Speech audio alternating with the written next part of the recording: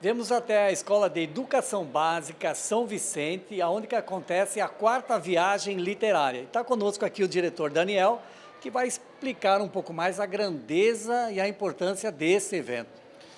Então, esse ano, pelo segundo ano consecutivo, né, nós estamos realizando a viagem literária, que sua totalidade já está na 4ª edição, que foi um projeto, né, macro da escola, já pensado e definido lá no início do ano, né, e ao longo, né, do ano letivo. Então ele foi sendo organizado, foi sendo pensado principalmente pela área das linguagens e aí as coordenações, as professoras envolvidas, né, e chegou agora nesse momento agora com a culminância, né, dessas apresentações, aonde a gente consegue mostrar, né, para a população em geral, para as escolas que estão sendo, que foram convidadas, que estão participando, que estão prestigiando, o trabalho, né, que a escola desenvolve no sentido de incentivar e de apoiar o gosto pela leitura, e não qualquer leitura, leitura de obras clássicas, né, da nossa literatura brasileira, que são importantes, né, e são necessárias, né, para a formação acadêmica dos nossos jovens,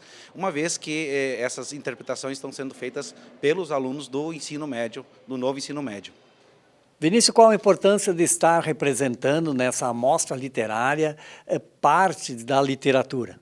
Bom, basicamente a importância é, ressaltar a cultura literária brasileira. Bom, a obra que nós estamos representando aqui é O Mulato, né, de Luiz de Azevedo.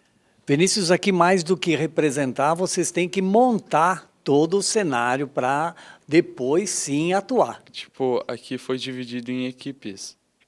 Aí tem uns que ficam na sonorização, outros que fizeram a parte do cenário, e outros foram os atores, né? Matheus, é cansativo estar representando uma manhã toda, são várias apresentações, né, numa manhã, numa tarde, mas tem toda a satisfação de estar aqui fazendo parte, representando parte da literatura brasileira. Sim, que nem a nossa escola, ela apresenta, como você disse, tem várias apresentações, mas também são para várias escolas do nosso município, até fora, e também é uma grande oportunidade para quem gosta desse estilo de arte, né? Por exemplo, as artes cênicas, e também para os alunos também perder um pouco do medo de falar em público.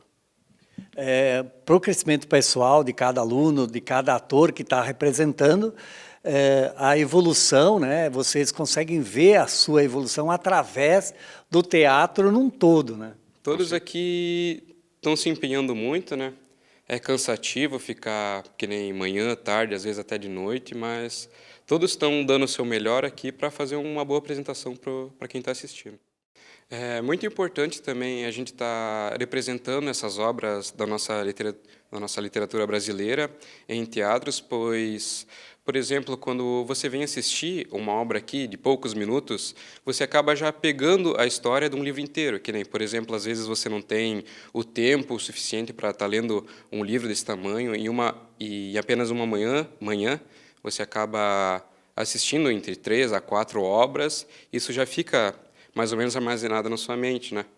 E como, por exemplo, essas artes da literatura clássica acabam sempre caindo no Enem e em vestibulares de faculdade. Neiva, qual a importância da escola estar desenvolvendo essa viagem literária na vida dos alunos?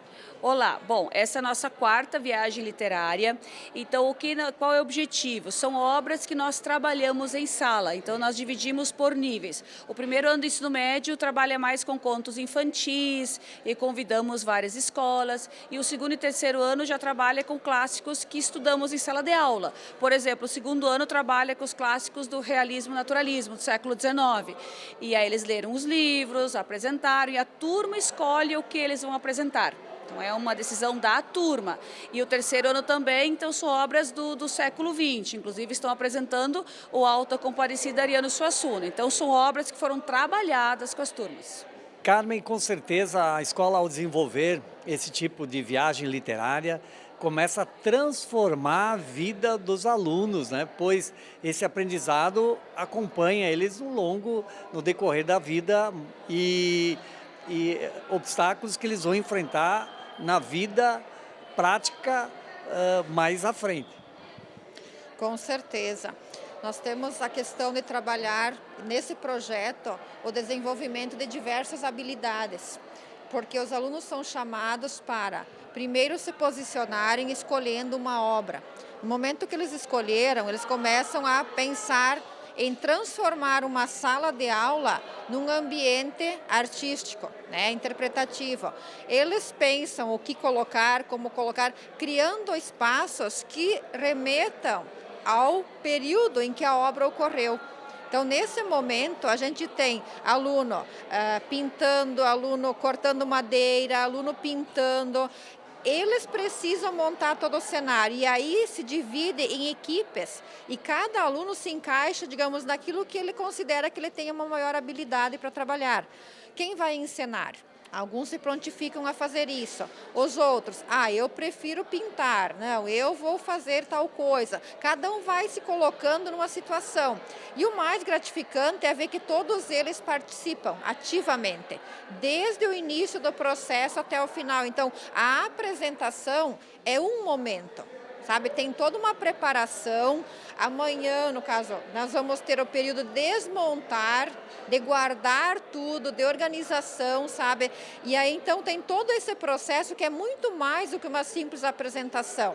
E o aluno, no momento que ele participa de processos assim, o que eu penso? Ele está preparado para um mercado que está exigindo cada vez mais a questão de saber se expressar, saber se posicionar, trabalhar coletivamente, sabe? Então eu vejo assim, é muito mais do que uma simples apresentação teatral.